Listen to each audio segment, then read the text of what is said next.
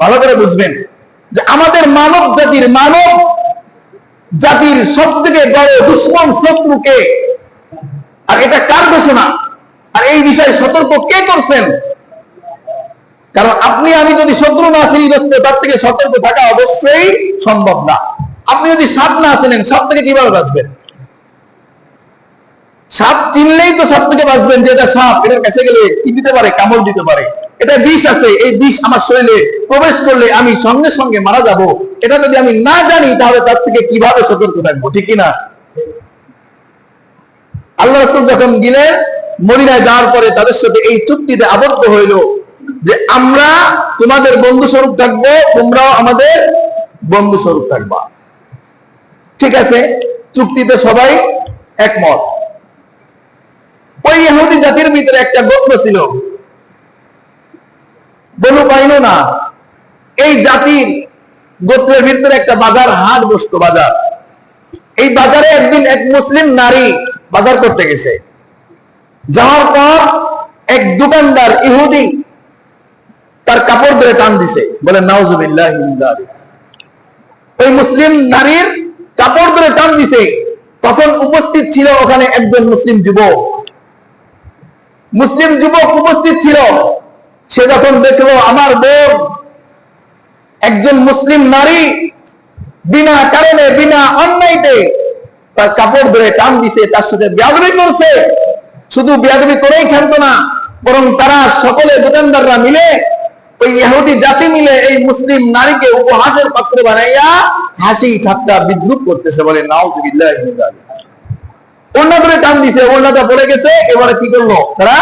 হাসি তামাশার পাত্র বানাইয়া তাকে নিয়ে মশকরা করতে থাকলো। এই মুসলিম যুবকের সহ্য হয় নাই, কারণ আল্লাহ রাসূল বলেছেন আল মুসলিমু কাজাসাদিন ওয়াহিদিন, পৃথিবীর সমস্ত মুসলমান একটা শরীরের নেই। ইনিশতাকা আইনুহু ইশতাকা কুল্লু, যদি কোনো জায়গায় শরীরের ভিতরে চক্ষুতে ব্যথা হয়, এই ব্যথার অনুভব, ব্যথা শক্তি শরীরের প্রত্যেকটা অঙ্গ অনুভব করে কিনা? ইশতাকা রাসু ইশতাকা কুল্লু, যদি মাথা যন্ত্রণা করে, এই মাথার যন্ত্রণার ভাগাভাগি ও শরীরের প্রত্যেকটা অঙ্গ তোমার ভাগিদার হয়।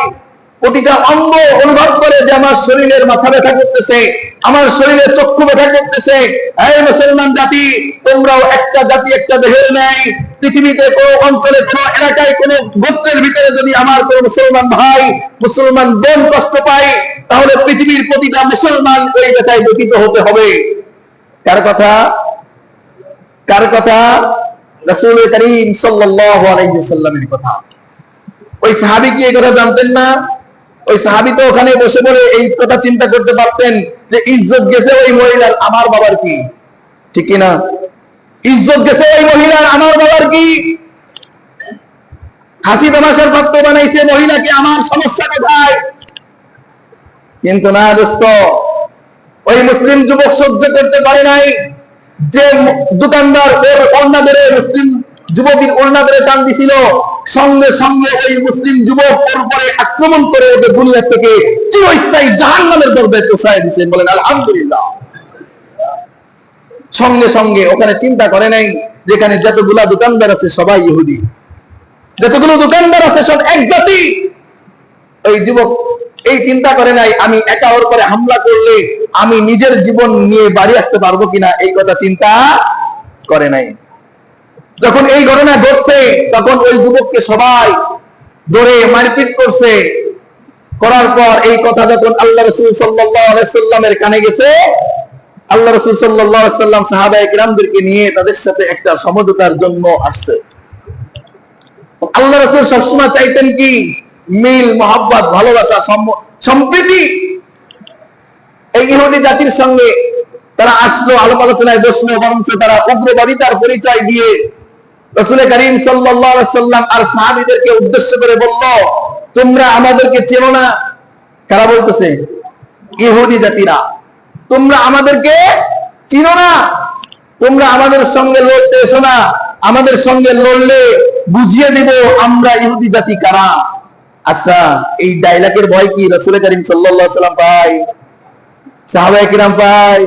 313 জন নিয়ে যখন হাজার শত্রুর মোকাবেলা করছে, 3000 সাহাবী নিয়ে যখন 10 লক্ষ শত্রুর মোকাবেলা করছে কয়েকজন ইহুদি, বর্তমান ইহুদি সংখ্যা 2 কোটি। কয় কোটি?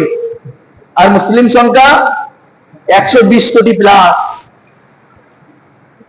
120 কোটি প্লাস বর্তমান মুসলিম সংখ্যা।